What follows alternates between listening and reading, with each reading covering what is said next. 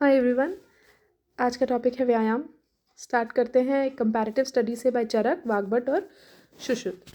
तो चरक की परिभाषा क्या है व्यायाम की? शरीर चेष्टा या चेष्टा स्थैर्यार्था बलवर्धिनी देह व्यायाम समख्याता मात्रायाम ताम समाचरेत। शरीर चेष्टा या चेष्टा स्थैर्यार्थम बलवर्धिनी। शरीर चेष्टा या चेष्टा चेष्टा चेष्टा जहाँ आ रहा है वो चरक, आचार्य चरक का है। और देह व्यायाम समख्याता मात्रायाम मात्रावत जो व्यायाम बताते हैं, मात्रा पूर्वक जितना मात्रा जरूरी है उतना।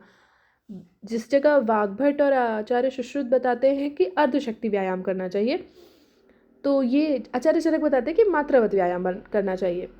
अब व्यायाम के लाभ क्या है? लाघवम कर्म सामर्थ्यम स्थैर्यम दुख सहिष्णुता दोष क्षय अग्निवृद्धि। लाघव कर्म सामर्थ्य, दुख सहने की शक्ति, दोषों का क्षय होता है और अग्नि की वृद्धि होती है। हमारा कैलोरी इंटेक बढ़ जाता है, हमें बहुत भूख लगती है जब हम व्यायाम करते हैं। तो लाघव आएगा, हल्कापन होगा शरीर में, कर्म सामर्थ्य बढ़ेगा, स्थिरता आएगी, दुख सहने की शक्ति बढ़ेगी, दोष क्षय होगा और अग्नि की वृद्धि होगी। अभी चरक आग्रह में क्या बोलते हैं व्यायाम के बारे में कि व्यायाम स्थैर्यकरणम, व्यायाम स्थैर्यकरणम, व्यायाम से स्थिरता आदि स्थैर्यकरणम। अधिक व्यायाम से क्या हानि है? अब आज पूरा मतलब पहला दिन था जिम का, तो बहुत व्यायाम कर डाला, तो उस पर क्या होगा? फिर श्रम होगा, क्लम होगा, क्षय होगा, तृष्णा प्यास लगेगी बहुत ज़्यादा, रक्त पित्त और प्रथमक श्वास होगा। रक्त पित्त और प्रथमक श्वास हो सकता है। अति व्यायामात कास ज्वर छर्दी, कासो ज्वर छर्दी जायते। कास ज्वर तो किसे क्या बोलेंगे? काजर, काजर जैसे गांव में बोलते हैं ना, काजर, काजर लगा लो।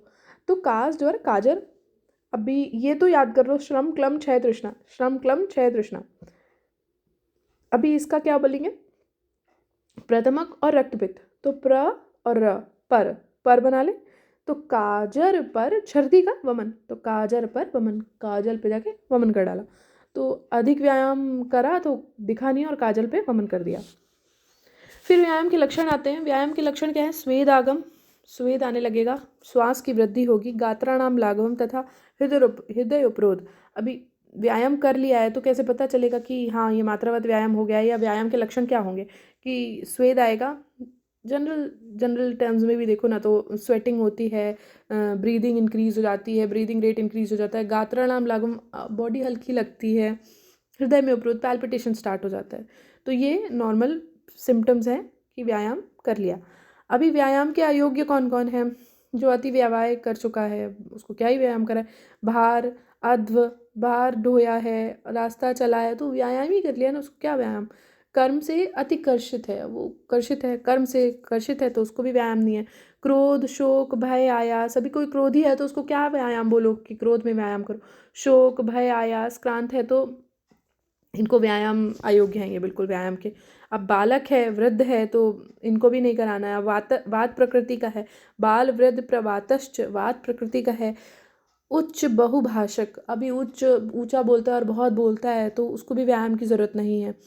वर्ज्येयु व्यायाम क्षुध तृष्णा, अभी क्षुध है, क्षुधा है और तृष्णा है, भूखा प्यासा है, तो भूखे प्यासे क्या व्यायाम करेगा वो?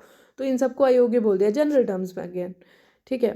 व्यायाम बाय अष्टांग हृदय, अभी अष्टांग हृदय से स्टार्ट करते हैं। तो इन्होंने बोला है कि लाघवम कर्म सामर्थ्य दीप्त अग्नि मेधसा क्षय। लाघव आएगा, कर्म सामर्थ्य बढ़ेगा, सेम लाघव कर्म सामर्थ्य, लाघव कर्म सामर्थ्य। इन्होंने जो व्यायाम के लाभ बताए इन्होंने वही अपना पहला श्लोक व्यायाम के बारे में लिखा हुआ है। अभी दीप्त अग्नि मेधस क्षय, मेध का क्षय होगा। जब मेध का क्षय इन्होंने मेंशन किया है, चरक ने कहीं पे भी ये मेंशन नहीं किया है। विभक्त गात्राणाम, विभक्त गात्र हो जाते हैं और व्यायाम उपजायते, सेम अगेन। व्यायाम का निषेध किसको दिया है उन्होंने वात पित्तामयी बालो वृद्ध, बाल और वृद्ध और वात पित्त। इधर वात पित्त वाला जो है टॉपिक, वात पित्त आमयी, इसको इन्होंने केवल वात प्रवात जो है उसको बोला कि जो वात प्रकृति का है बस उसे ही इन्होंने वात पित्त आमयी बोला है। बालो वृद्ध अजीर्ण।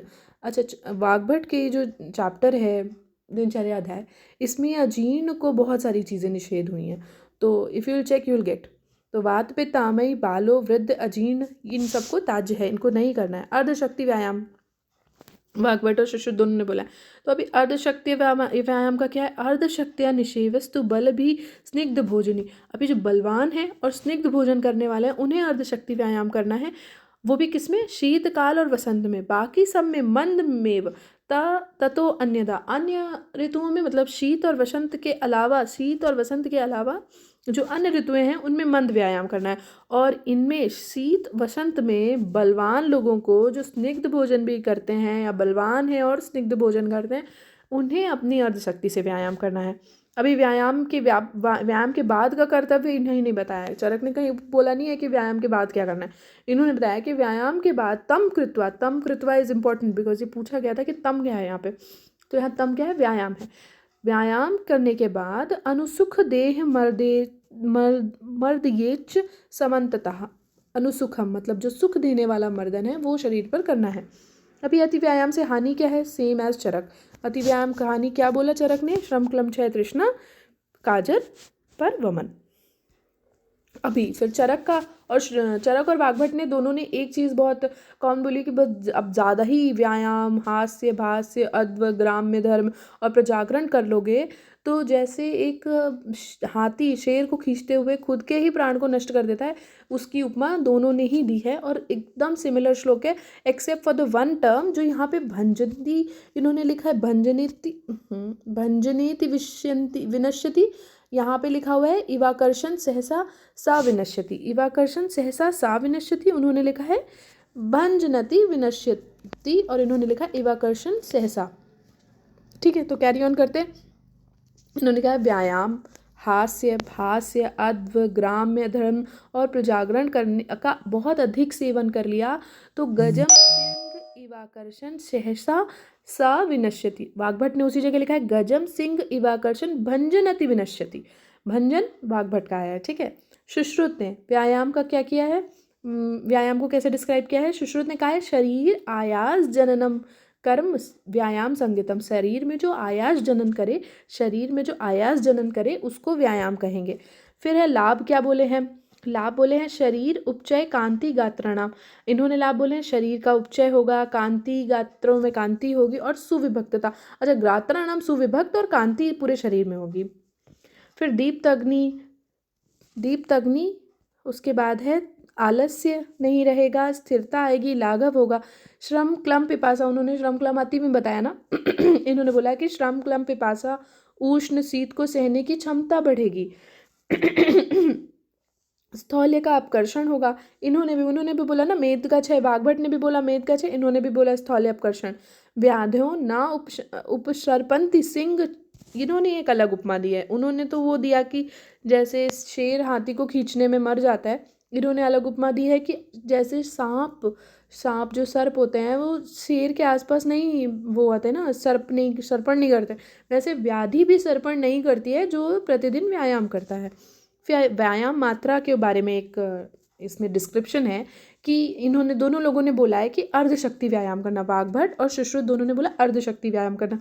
तो सुश्रुत ने उस अर्धशक्ति व्यायाम को डिस्क्राइब भी किया है कि हृदय स्थान स्थित वायु, जो हृदय स्थान में स्थित वायु है वो जब वक्र में आ जाए ना, हृदय स्थान स्थित वायु वक्र में आ जाए तो उसे अर्धशक्ति कहते हैं। इसी पे अर्धशक्ति टर्म पे राजेश्वर दत्त शास्त्री जिनकी बुक है स्वस्थवृत्त समुच्चय, उन्होंने क्या बोला, उन्होंने बोला कि कक्षा में आर्मपिट्स में, ललाट में, नाक में, हस्तपाद में स्वेद आ जाए और मुख का शोष हो, मुंह सूखने लगे, तृष्णा हो, मुख का शोष हो, तब उसे बलस्य अर्धेन मानेंगे, उसको आधा बल व्यायाम मानेंगे। ठीक है, दिस इज व्यायाम complete done. Thank you so much.